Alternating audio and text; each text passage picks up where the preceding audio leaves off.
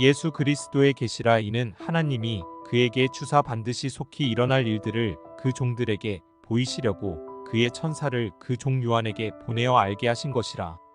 요한은 하나님의 말씀과 예수 그리스도의 증거 곧 자기가 본 것을 다 증언하였느니라. 이 예언의 말씀을 읽는 자와 듣는 자와 그 가운데에 기록한 것을 지키는 자는 복이 있나니 때가 가까움이라.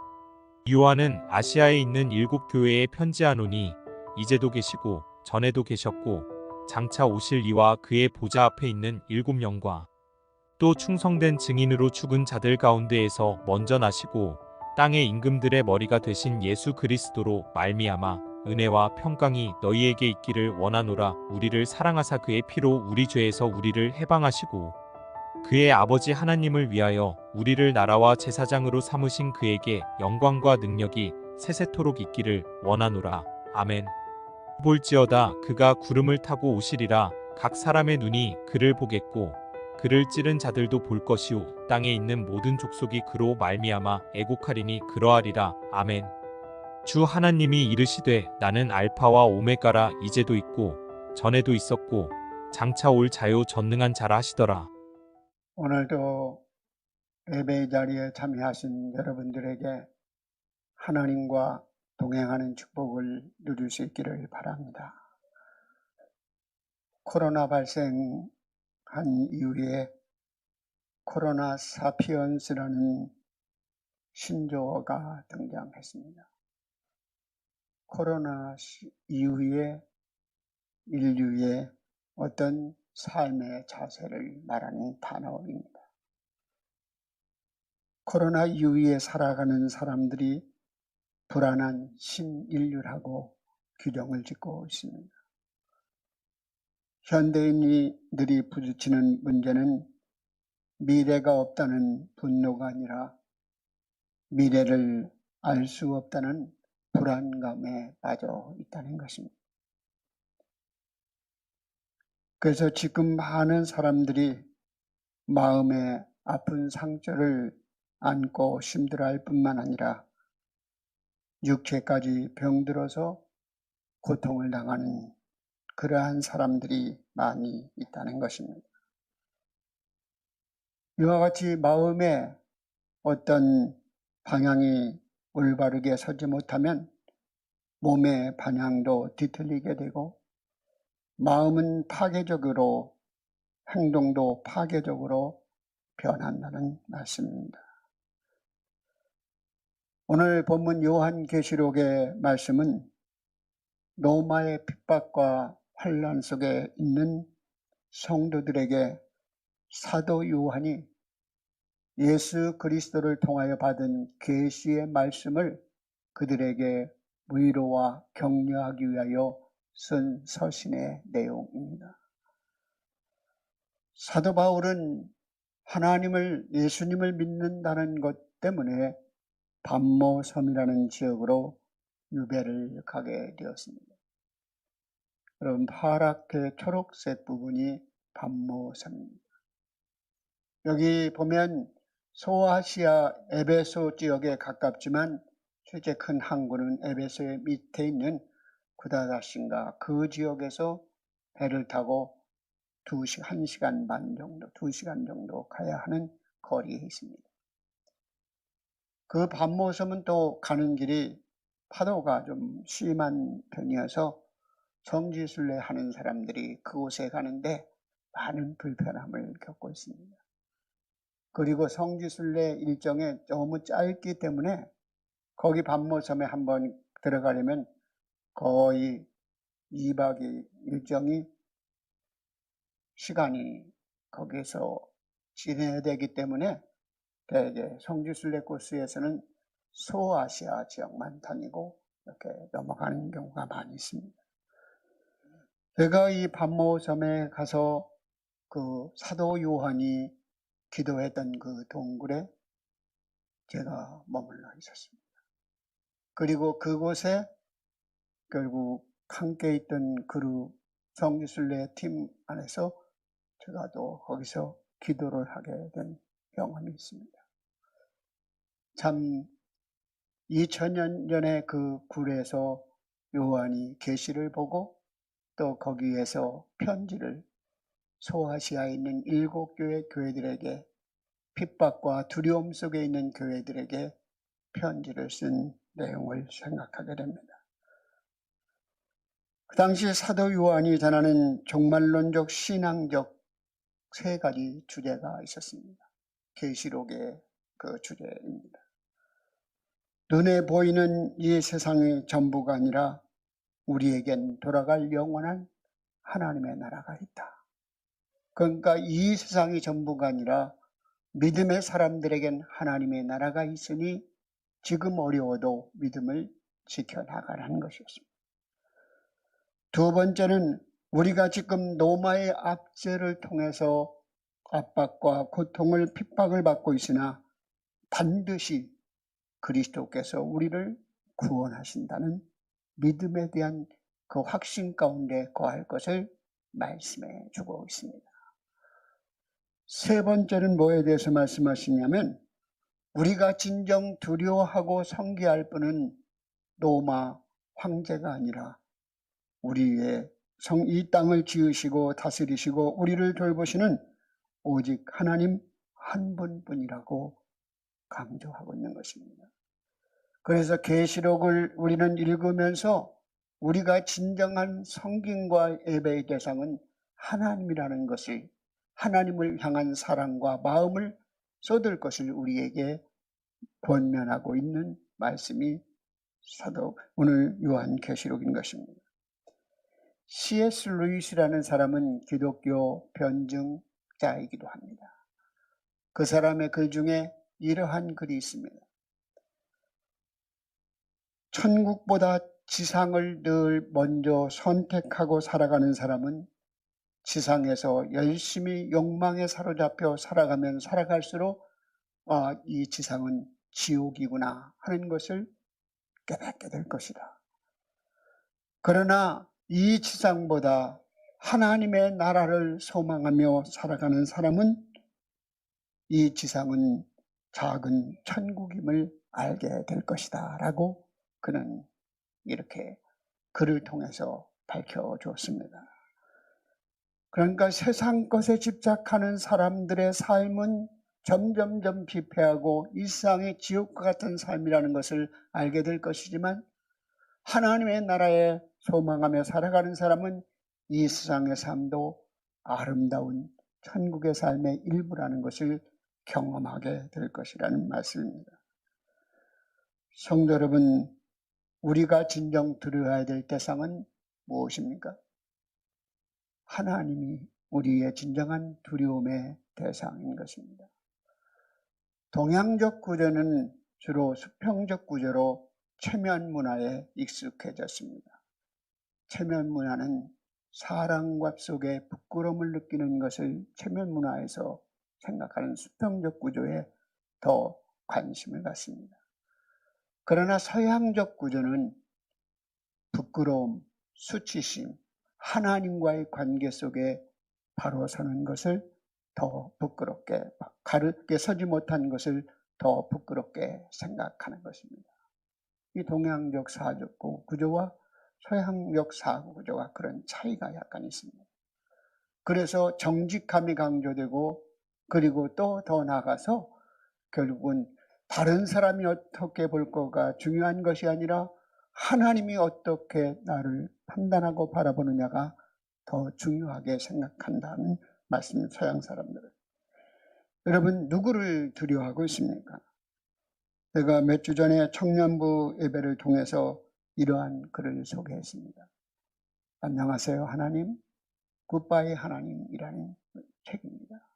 얼마 전에 나온 한 PD가 쓴 글 중에 굿바이 하나님, 안녕하세요 하나님, 이 젊은 세대들이 다음 세대가 되지 못하고 다른 세대가 되어버리는 이 시대 속에 많은 청소년들이 청년만 되면 굿바이 하나님, 하나님 이제 안 믿겠어요. 교회도 안 나가요. 나는 하나님과 끝났습니다. 바이바이 한다는 거예요.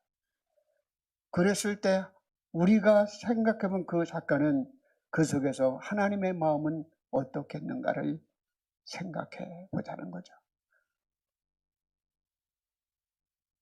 굿바이 하나님.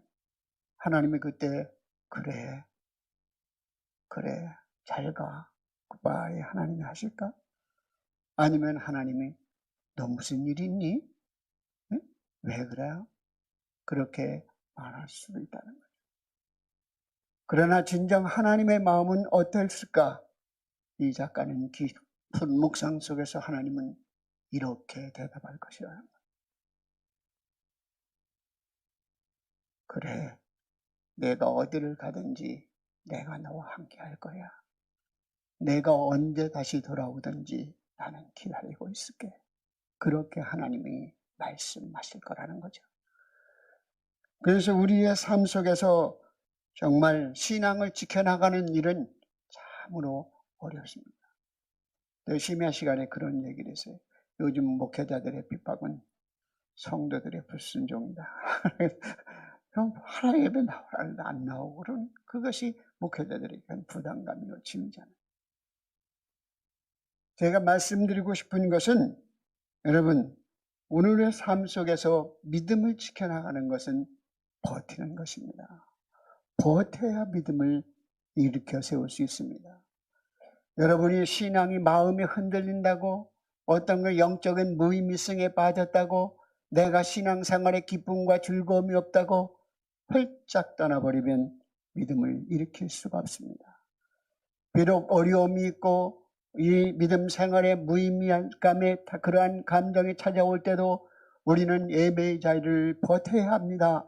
기도의 자리를 버텨야 합니다. 말씀을 듣는 자리에 버텨야 합니다. 그리할 때 우리는 영적 침체에서 벗어나 믿음 생활을 잘할 수 있는 것입니다. 여러분 코로나로 인해서 오랫동안 3년 이상 주일날 교회 나오시지 않는 분 아직도 두려워서 못 나오시는 분이 종종 있어요. 우리 권사님들 중에도 있어요. 정말 안타깝습니다. 왜 그럴까요?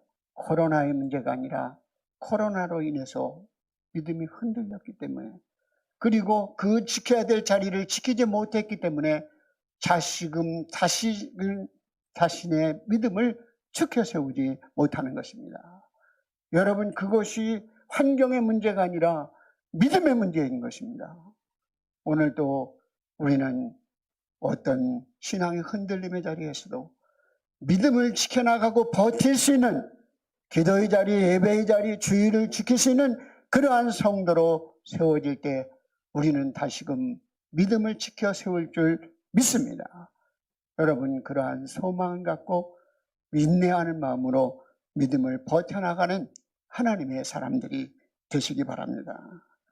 오늘 사도 요한은 반모섬에서 가장 가까운 에베소 교회로부터 서머나 교회, 빌라델피아 교회, 버가모 교회, 사대 교회, 이런 라오디아 교회 그 교회들을 상상하며 그 성도들이 얼마나 두려워하고 있을까?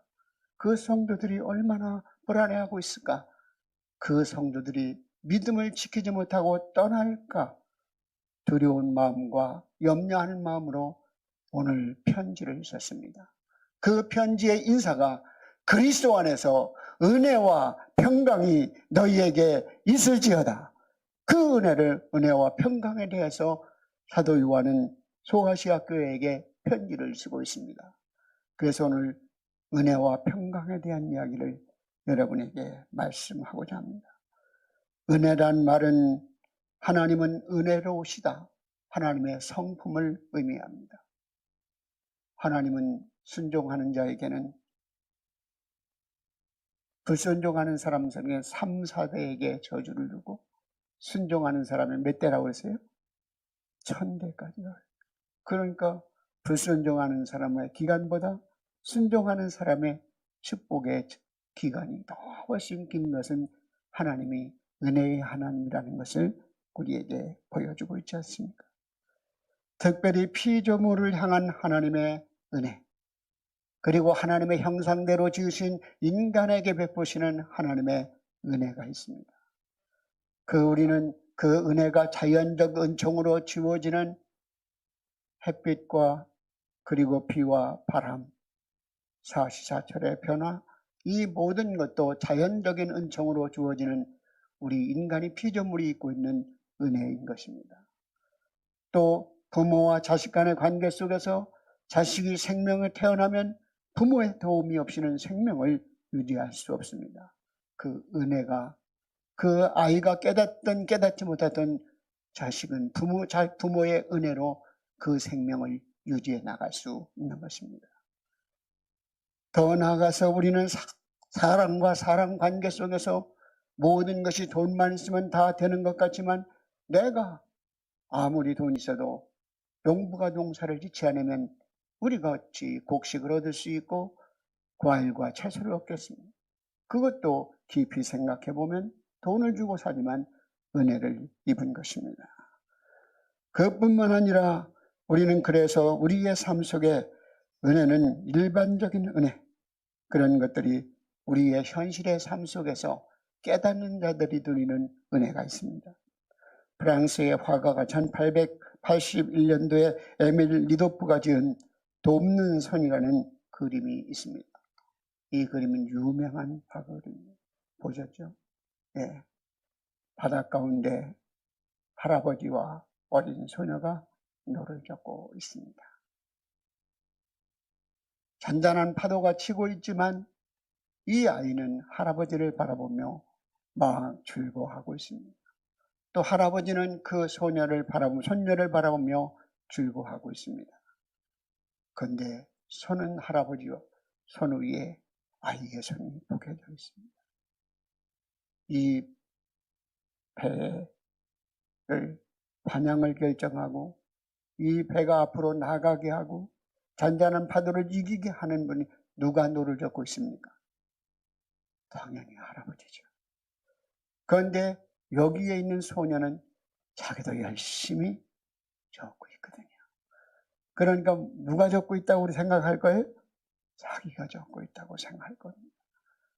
이와 마찬가지로 우리의 인생의 삶 속에 살아가는 동안 우리가 우리의 자그마한 성실함과 노력이 내 삶을 이끌어갈 것이라고 생각하고 내 인생의 방향을 이끌어갈 것이라고 생각하지만 진정 우리의 삶의 방향을 이끌어 가시는 분은 우리의 손을 붙잡고 계시는 하나님이신 줄 믿습니다. 이게 돕는 은혜예요. 보이지 않는 하나님의 은혜인 것입니다. 어린 소녀가 할아버지 때문에 평안을 누리는 것처럼 우리는 전능하신 하나님이 함께하고 전능하신 하나님의 손길에 붙들리면 평화를 누릴 수 있는 줄 믿습니다. 우리 믿음의 사람들에게는 이러한 일반적인 은총뿐만 아니라 우리에게 하나님으로만 얻을 수 있는 은혜가 있습니다. 그것은 성경의 말씀에 요한복음 15장에 보면 우리는 예수 그리스도로 말미암아 죄로 말미암아 죽을 수밖에 없고 하나님과의 관계가 끊어짐으로 죄악으로 죽을 수밖에 없었지만 예수 그리스도의 죽으심으로 하나님과의 관계가 연결되고 하나님과의 관계가 회복되고 그리고 하나님이 주시는 생명을 누릴 수 있는 것입니다. 우리 믿음의 사람들은 예수 그리스도를 믿음으로 말미암아 신분의 변화, 우리의 존재의 변화가 이루어져서 우리는 하나님과의 관계가 회복되고 그리고 하나님의 생명을 누릴 수 있는 사람이 되었습니다. 그래서 우리가 실패할지라도 넘어질지라도 그 하나님으로 인하여 우리는 하나님이 우리를 받으시고 하나님과의 관계를 유지해 나갈 수 있는 것입니다. 우리는 세상의 율법이 우리의 도덕이 우리를 하나님과의 관계를 회복시킬 것이라 생각하지만 도덕은 좋은 한 인간의 덕목이긴 하지만 의지가 없습니다. 우리는 의지가 없어요. 율법도 의지가 없어요. 오직 예수 그리스도 하나님은 인격의 하나님, 그리스도도 인격의 하나님이기 때문에 그리스도께 붙들릴 때 하나님이 우리를 변화시키고 그 주님이 주시는 말씀에 따라 순종할 수 있는 의지와 힘을 주시는 줄 믿습니다.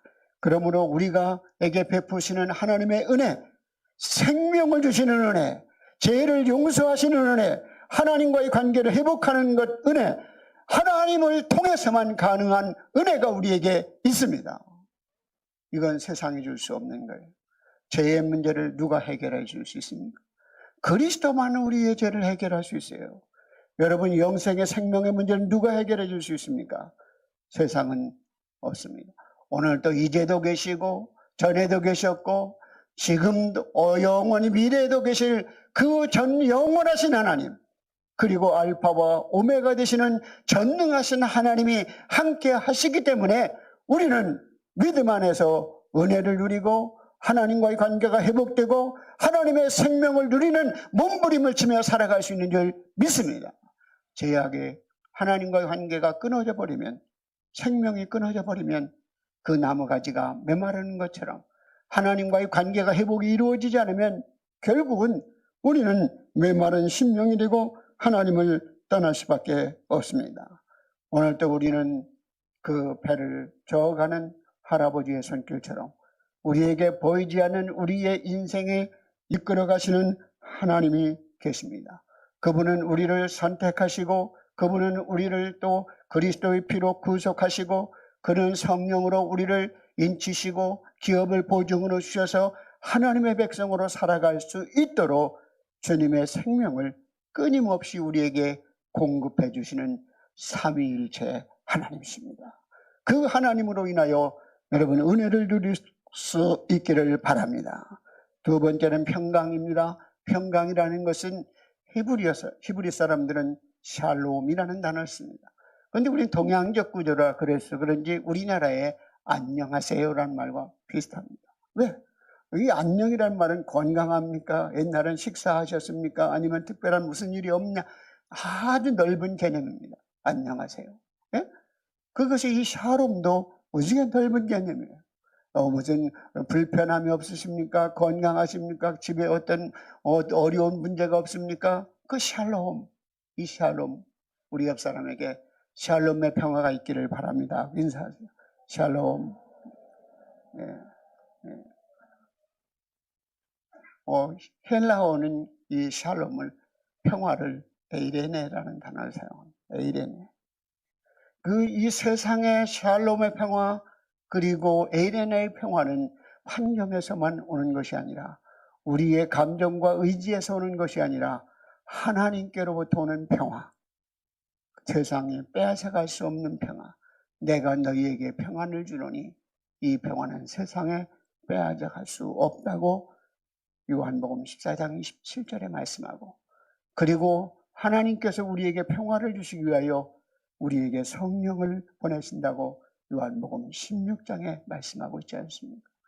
우리에게 평화를 주시기를 원하시는 하나님, 이 평화라는 단어는 어린아이에게는 엄마와 같은 거예요. 어린아이가 배가 고프면 엄마 하면 너 배고프지? 이해하는 소통이 이루어져. 기저귀가 젖으면 엄마 하면 기저귀가 젖었지. 엄마 하면 너 넘어져서 아프구나 하는 것을 소통이 이루어지는 거잖아요. 이 엄마라는 단어가 이 아이에게 결국은 큰 위로가 되고 힘이 되는 것처럼 우리 믿음의 사람들에게는 슬플 때나 억울한 일을 당할 때 우리 하나님이 함께 하신다는 것보다 더 큰 위로와 격려가 없습니다.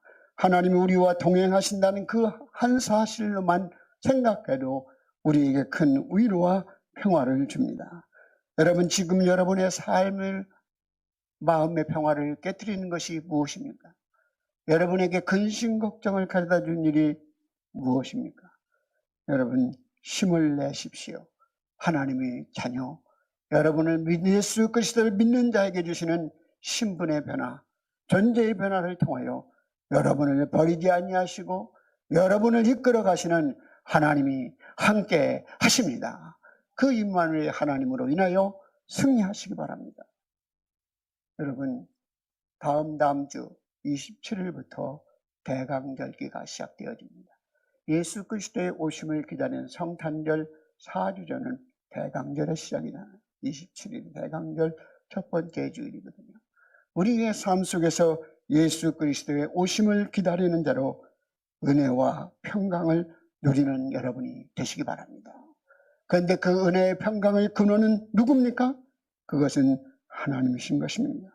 삼위일체 하나님이 우리에게 은혜와 평강을 주시는 분입니다. 오늘 말씀을 통해서 어제도 계시고 전에도 계시고 장차 오실 분이라는 표현을 씁니다. 우리가 믿는 하나님은 과거, 현재, 미래 영원하신 하나님이시고 우리가 믿는 하나님은 알파와 오메가 되셔서 처음과 마지막이 되시는 하나님이십니다.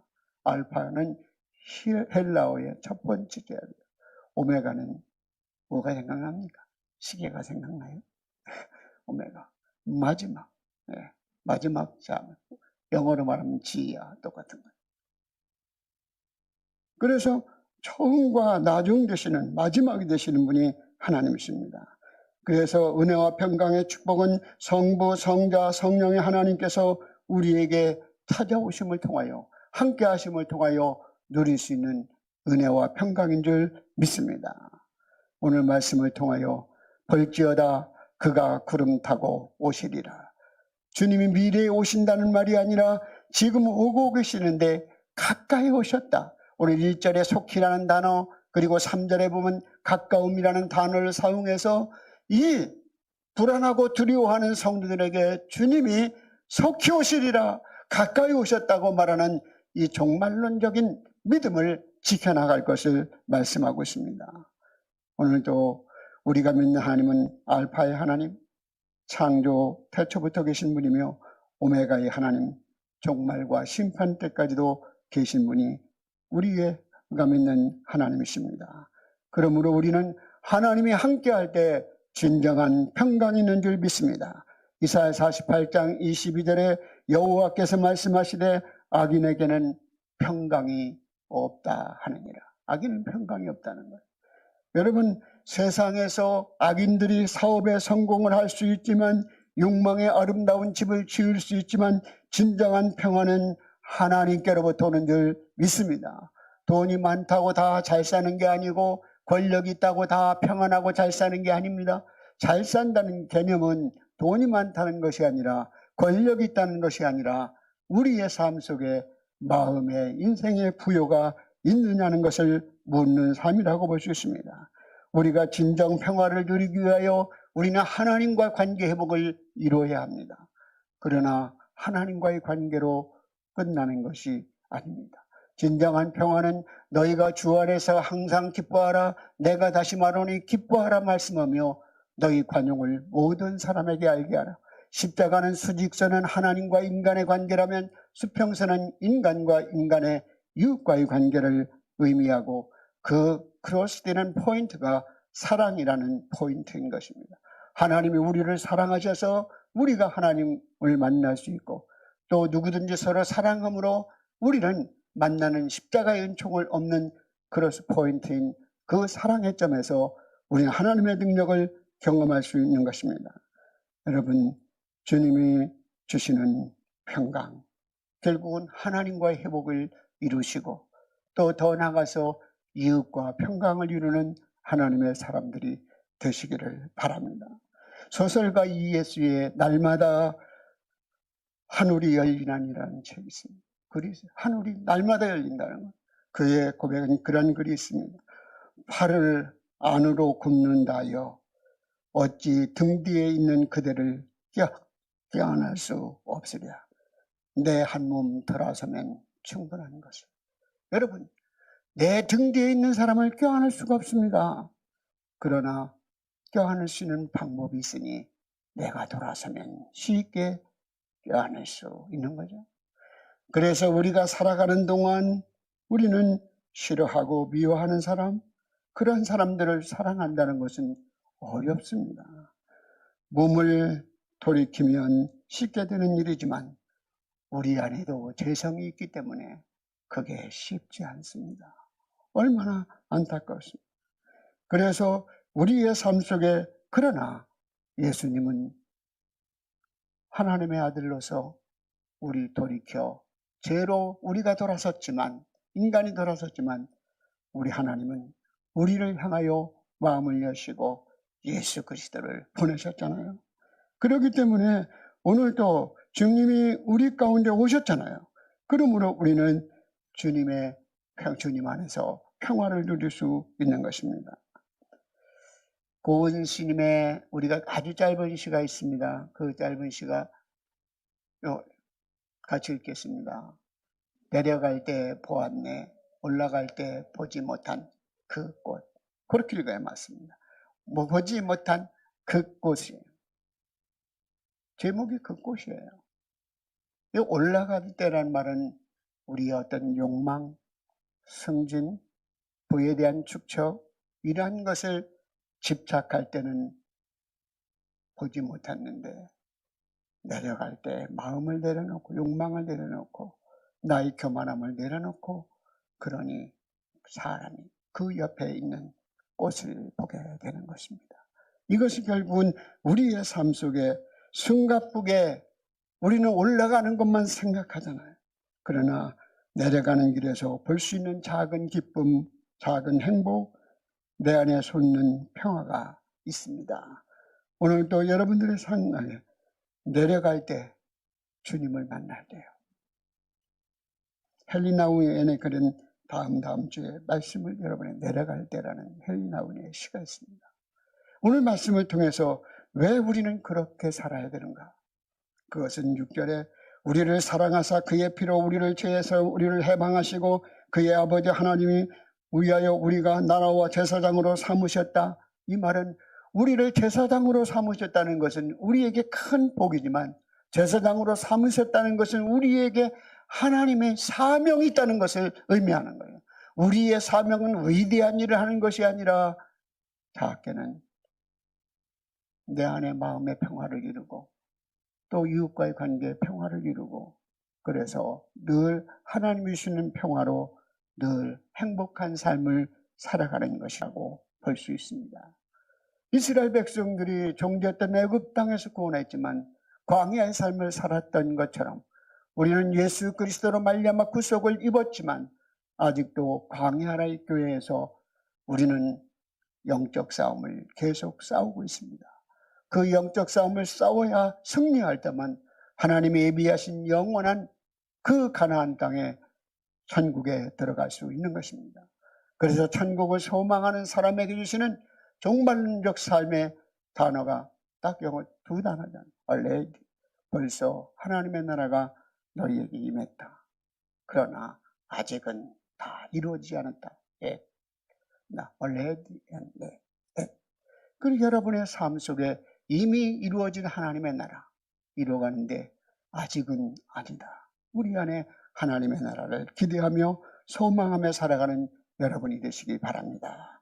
칼 힐트는 철학자입니다. 스위스의 철학자인데요. 그 행복론이라는 책으로 많은 사람들에게 읽었어요. 인생의 최대 행복은 하나님을 가까이 하는 데 있다. 시편 73편 28절에 하나님을 가까이 함이 내게 복이라. 야고보서 4장 말씀에 하나님을 가까이 하라. 그리하면 내가 하나님이 가까이 하시리라. 우리가 하나님께 한 걸음 다가가면 하나님은 10걸음을 다가오신다는 말이 있어요. 우리는 늘 하나님을 가까이 하는 자가 진정한 복인 줄 믿습니다. 그리고 하나님이 주시는 그 영적 생명을 누리기 위하여 오늘 3절의 말씀은 이렇게 우리에게 복 있는 삶을 소개하고 있습니다. 3절을 읽겠습니다. 이 예언의 말씀을 읽는 자와 듣는 자와 그 가운데 기록한 것을 지키는 자는 복이 있나니 때가 가까웁니다. 말씀을 읽는 자도 복이 있고 듣는 자도 복이 있지만 지키는 자가 복이 있나니, 오늘도 여러분들은 예언의 말씀을 듣고 또 보고 읽고 지키는 자가 되어서 복된 삶을 누려가는 여러분이 되시기를 바랍니다. 오늘 이 시간 기도하길 원합니다. 주님, 우리가 바라는 소원이 내 영혼의 관심이 초점이 오직 주님께만 한 분임을 알게 하시고, 내가 주님의 말씀을 따라 살게 하시고, 우리가 주님의 백성을 기억하게 하시고, 주님은 영원하신 하나님이심을 기억하게 하여 주옵소서. 이 세대 가운데 우리의 생각과 관심이 흐트러지지 않고 오직 주님만 찬양하며 오직 주님께만 엎드리는 삶을 되게 하여 주옵소서. 이러한 기도가 여러분들이 있으므로 은혜와 평강이 삼위일체 하나님의 오는 은혜와 평강을 누리는 의정부영락교회 성도님들이 다 되시기를 바랍니다. 기도드리겠습니다. 자비로우신 하나님, 은혜와 평강을 저희들에게 허락하여 주시고 늘 삼위일체 하나님이 베푸시는 그 은혜 안에 하나님이 주시는 선택과 그리고 예수 그리스도 안의 제사함과 성령 안에 주시는 약속 안에 진정한 하나님과 평화를 누리고 은혜를 누리고 생명을 누리는 축복된 백성이 되게 하여 주시옵소서. 예수님의 이름으로 기도드립니다. 아멘.